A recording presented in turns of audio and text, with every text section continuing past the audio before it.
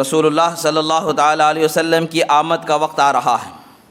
رسول اللہ صلی اللہ تعالیٰ علیہ وسلم کا ان کے والدہ کی کوکھ میں جلوہ فرمانے کا وقت آیا ہے۔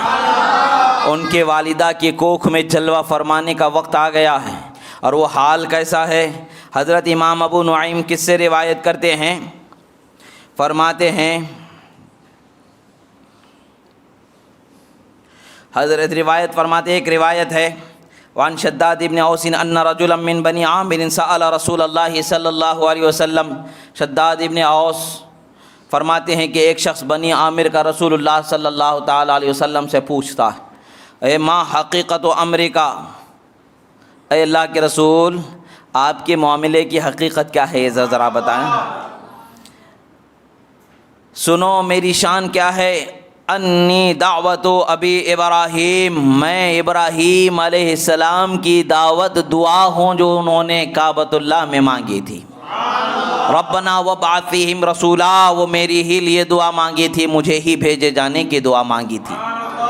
اب یہاں پر ایک سوال ہے، کسی بھی قوم کی طرف بھیجا جا سکتا تھا، پیدا کسی بھی قوم میں کر دیا جا سکتا تھا، جس قوم میں نبی چلے جائیں پیدا ہو جائے وہی قوم افضل و اعلیٰ ہو جائے، مگر ابراہیم علیہ السلام کی خواہش تھی کہ میری قوم میں بھیجا جائے، میری نسل میں بھیجا جائے۔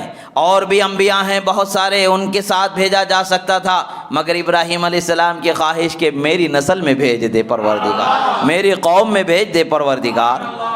تو حضرت ابراہیم علیہ السلام کی دعا ہے وبشرا اخی عیسیٰ، اور حضرت عیسیٰ علیہ السلام کی جو خوشخبری وہ سنایا کرتے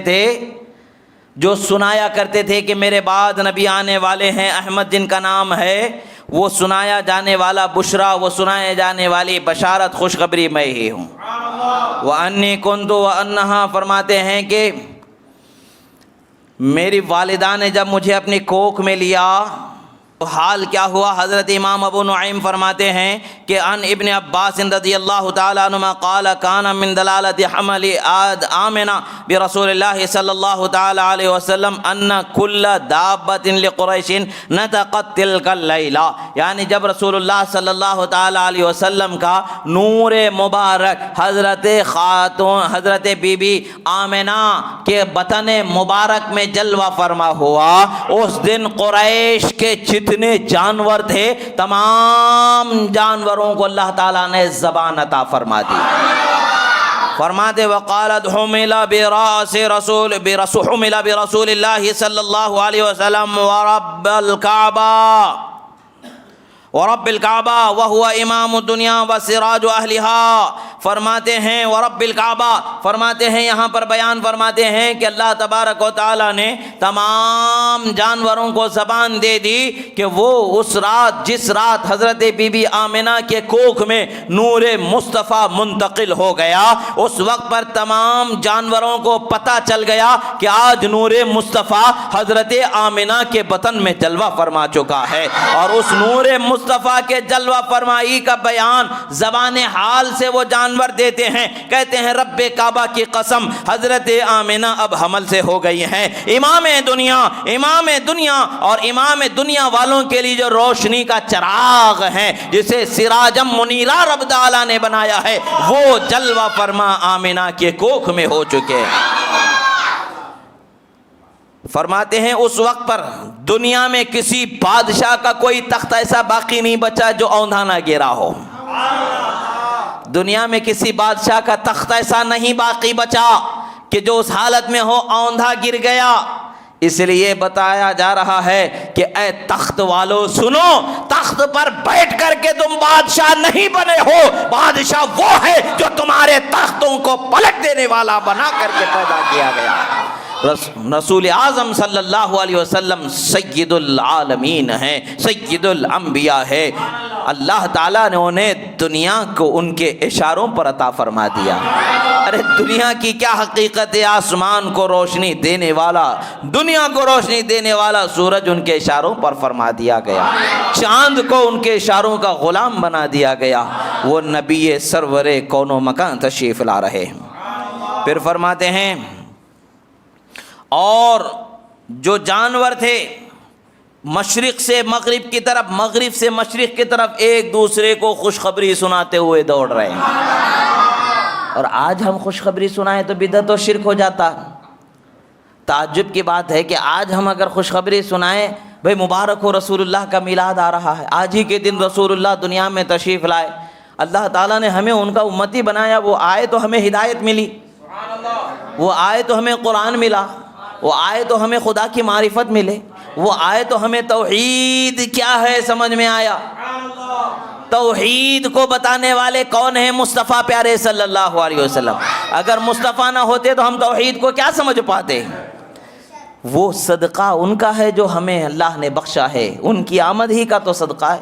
ہم اگر خوشخبری دے رہے بدعت شرک ہے، اپنے گھروں میں جا کے اپنے بچوں کے پیدا ہونے پر خوشیاں بانٹو تو کوئی بدعت شرک نہیں یاد آتا، اپنے گھروں میں شادیوں کی مبارکبادیاں دیو تو کوئی بدعت نہیں، کوئی شرک نہیں، کوئی پریشانی نہیں، کوئی حرمت نہیں۔ جب بھی بات نبی کی آ جاتی ہے سب فتوے یاد آ جاتے ہیں۔ ارے شیطان کے بندے، تو شیطان کی صفت اب اختیار کر چکا ہے، تو جان، تیرا آقا شیطان جانے ہمیں اس سے کیا غرض ہے۔ ہمارے آقا تو رحمت للعالمین، ہمارے مولا تو رحمت للعالمین ہیں، ہمارے رہبر تو رحمت للعالمین ہیں، ہمارے سرور تو سید الانبیاء ہیں، ہمارے رہبر تو خاتم النبیین ہیں، ہمیں ان سے تعلق ہے۔ تجھے خوشی نہیں ہوگی، تجھے دلیل کی حاجت ہوگی، ہمیں خوشی ہے، کوئی دلیل کی حاجت نہیں ہے کہ اللہ نے ہمیں ان کا امتی بنایا، یہ ہمارے لیے صد افتخار بات ہے۔ جانور ادھر سے ادھر، حتیٰ کہ بلوں میں رہنے والے چھوٹے چھوٹے جانور ادھر سے ادھر، ادھر سے ادھر، مشرق سے مغرب میں ایک دوسرے کو بشارتیں سنا رہے ہیں۔ اے لوگوں جان لو، آج آمینہ کے کوکھ میں نور مصطفیٰ جلوہ فرما چکا ہے۔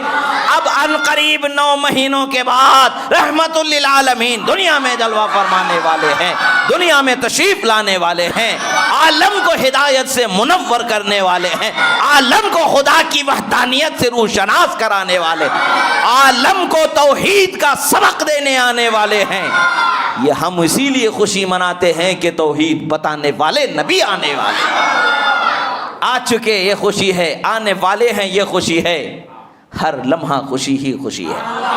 اللہ تعالیٰ نے شان والا نبی بخشا ہے تو پھر کس لیے شان کا ذکر نہ ہو؟ کسی ایرے غیرے کا ذکر تھوڑی کیا جا رہا ہے، کسی پارٹی کا لیڈر کا ذکر تھوڑی کیا جا رہا ہے، کسی ملک کے بادشاہ یا پریزیڈنٹ کا ذکر تھوڑی کیا جا رہا ہے۔ ارے عقل کے اندھو، اس ملک کے بادشاہ کو چاہنے والے جب اس کا ذکر کرتے ہیں تو کتنے خوشیوں کا اہتمام کرتے ہیں۔ اللہ نے پوری دنیا کو رسول اللہ کا ملک بنا دیا ہے، پورے عالم کا ان کا ملک بنا دیا ہے، ان کے اشاروں پر عالم کی کنجیوں کو اللہ تعالیٰ نے جاری فرما دیا ہے۔ وہ جو چاہیں عطا کرے، جسے چاہیں جو نعمت دینا چاہے دے دے، ان کا حکم عالم میں نافذ ہو کر ہی رہے گا، کوئی ان کے حکم کو روکنے والا نہیں ہے۔ جب خدا نے ہمیں حقیقت میں مالک و مختار نبی عطا فرمایا ہے اور ہمیں رحمتوں والا نبی عطا فرمایا ہے تو ہم خوشی نہ منائیں تو کیا غم منائیں؟ خوشی ہی منائیں گے۔ غم کس بات کا؟ جب یاد آ گئے ہیں سب غم بھلا دیے۔ ان کے نثار کوئی کیسے ہی رنج میں ہو، ان کے نثار کوئی کیسے ہی رنج میں ہو، جب یاد آ گئے ہیں سب غم بھلا دیے۔ رسول اللہ کا چاہنے والا کوئی غم میں کیسے رہ سکتا ہے؟ جب بھی وہ یاد آتے ہیں ہر غم کو بھلا دیتے ہیں۔ اسی طریقے سے وَكَذَلِكَ أَهْلُ الْبِحَارِ يُبَشِّرُ بَعْضَهُمْ بَعْضًا، اور پھر فرماتے ہیں اسی طریقے سے زمین کے جانور، زمین کے باسی رہنے والے جتنے ہیں سبوں نے ایک دوسرے کو خوشخبریاں سنا لی، سمندر کیسے پیچھے رہ سکتا ہے؟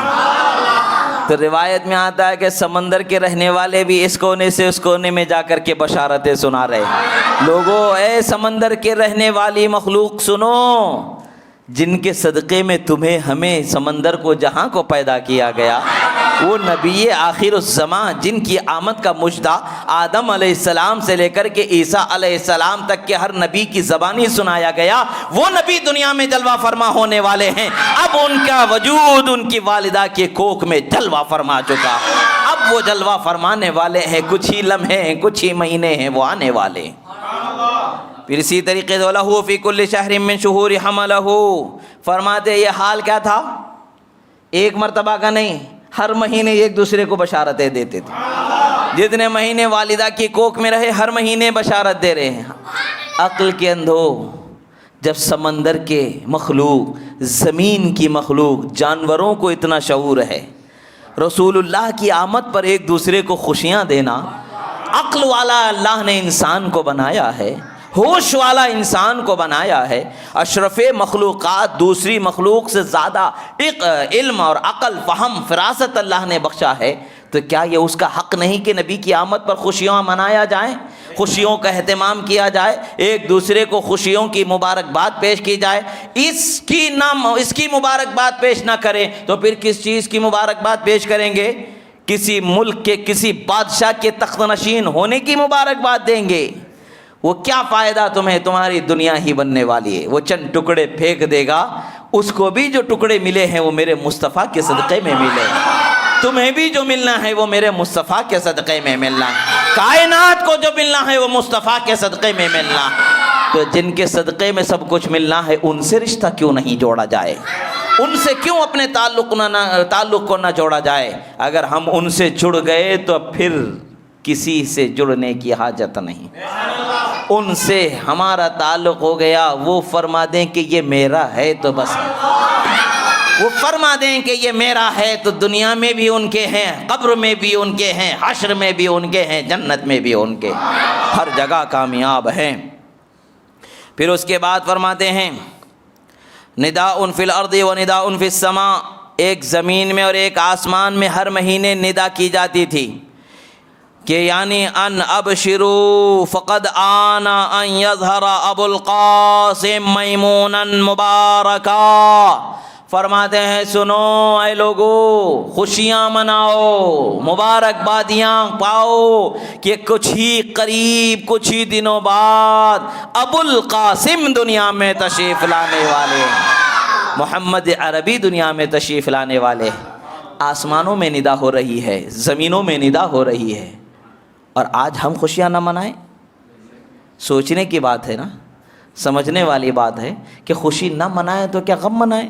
غم تو شیطان نے منایا تھا، غم تو شیطان نے منایا، دھاڑے مار مار کر کے رویا تھا. جس دن رسول اللہ کو پیدا کیا گیا اس دن پوری کائنات میں اگر کسی نے رویا ہے تو وہ شیطان رویا.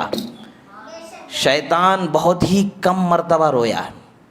ایک جب اسے جنت سے نکالا گیا تو چیخیں مار مار کے رویا ہے، اور دوسری مرتبہ اگر وہ رویا ہے تو رسول اللہ کے پیدا ہونے پر رویا.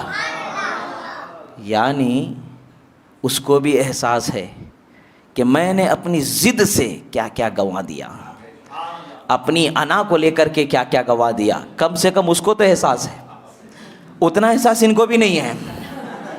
شیطان کو تو احساس ہے کہ میں نے کیا کیا گنوا دیا ہے، رو رہا ہے، دھاڑے مار کر کے رو رہا ہے کہ یہ مجھ سے چھوٹ گیا، رحمت مجھ سے چھوٹ گئی. کل تم بھی قیامت میں رو گے. اگر آج یہاں پر رسول اللہ کے آمد پر خوشی سے محروم ہو جاؤ گے تو کل قیامت میں رو گے. مگر آج جو ان کی آمد پر مسرور ہے کل قیامت میں مسرور رہنے والا. آج جو یہاں ان سے شادماں ہے کل قیامت میں شاداں و فرحاں رہنے والا. فرماتے ہیں ایک اور روایت اس سے متصل ایک روایت یہ بیان فرماتے ہیں کہ جس دن نور مصطفیٰ صلی اللہ تعالیٰ علیہ وسلم حضرت بی بی آمنہ کے کوکھ میں منتقل ہوا، جس دن نور مصطفیٰ حضرت بی بی آمنہ کے کوکھ میں منتقل ہوا، اس وقت پر معجزات جو کرامتیں ظاہر ہوئیں، خرق عادت جو چیز ظاہر ہوئی، ان میں سے ایک تو جانوروں کا بولنا، زبان آ جانا، مبارکبادیاں دینا. اچھا، اس کے بعد پھر دوسری کیا ہے؟ لم یبق فی تلک اللیلۃ دار الا اشرقت ولا مکان الا دخلہ النور ولا دابۃ الا نطقت. فرماتے ہیں کہ اس رات میں کوئی گھر ایسا نہ بچا کہ جس میں روشنی نہ آ گئی ہو، کوئی مکان ایسا نہ بچا کہ جس میں روشنی نہ آئی ہو. یعنی ہر گھر میں روشنی آ گئی، ہر مکان میں روشنی آ گئی. جانوروں کو بولنا بولی اللہ تعالیٰ نے عطا فرمائی. بعض روایتوں میں یہ بھی آتا ہے کہ جتنے مہینے سرکار اپنی والدہ کی کوکھ میں تھے ان کے گھر میں کبھی رات میں چراغ جلانے کی ضرورت نہیں آئی. کائنات کو روشن کرنے والا نبی معظم، نبی منور، جس کو اللہ نے نور آیا تمہارے پاس فرمایا قد جاءکم من اللہ نور، جن کی حقیقت کو نور سے تعبیر کیا گیا، وہ نور جب آئے تو ان کی ماں کے گھر میں اندھیرا کیسے رہ سکتا ہے؟ ہو سکتا ہے؟ نہیں ہو سکتا۔ کائنات روشن ہو رہی ہے اور ماں کا گھر اندھیرے میں رہے، کیسے ہو سکتا ہے؟ ہونا تو یہ ہے کہ پہلے ماں کا گھر روشن ہوگا، پھر وہ روشنی عالم کو منور کرتی چلے جائے۔ یعنی رسول اللہ جیسے ہی ان کی والدہ کے کوکھ میں آئے، پیٹ سے روشنی پھوٹنے لگی، علاقے کے ہر گھر میں روشنی آ گئی، ہر گھر کو روشن کر دیا گیا۔ روایتوں میں آتا ہے کہ لوگ، ان کی سہیلیاں پوچھا کرتی تھیں کہ اے آمنہ، اتنی پریشانی کے دن ہیں، تیل آسانی سے تھوڑی ملتا ہے جو رات رات بھر چراغ جلا کر کے رکھتی ہو، کیا ضرورت ہے رات بھر چراغ جلانے کی؟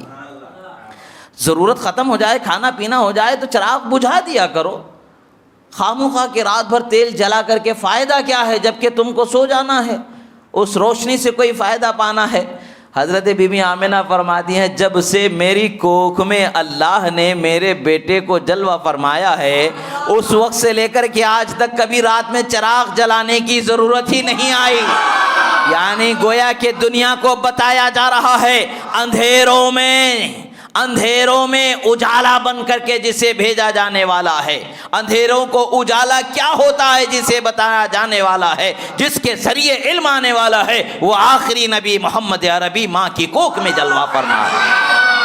یہ روشنی ہے۔ پھر اس کے بعد میں حضرت ابی زکریا یحییٰ ابن عائس سے روایت فرماتے ہیں کہ رسول اللہ صلی اللہ تعالیٰ علیہ وسلم اپنی والدہ کی کوکھ میں 9 مہینے مکمل رہے، 9 مہینے مکمل رہے، اور پھر حالت کیا ہے؟ لا تشکو وجعا ولا مخصا ولا ریحا ولا ما يعرض لذوات الحمل من النساء وكانت تقول والله ما رأيت من حمل هو اخف منه ولا اعظم برکہ۔ فرماتے ہیں سنو فرماتے ہیں کہ حضرت رسول اللہ اپنی والدہ کے بطن مبارک میں 9 مہینے رہے، اور 9 مہینے رہنے کے بعد بھی آپ کا حال یہ ہے کہ آپ کی والدہ فرماتی ہیں مجھے کوئی تکلیف نہیں ہوئی، نہ پیٹ میں وزن محسوس ہوا، نہ مجھے اور کوئی تکلیف ہوئی، جس طرح کی تکلیف عام طور پر حاملہ عورتوں کو ہوتی ہے۔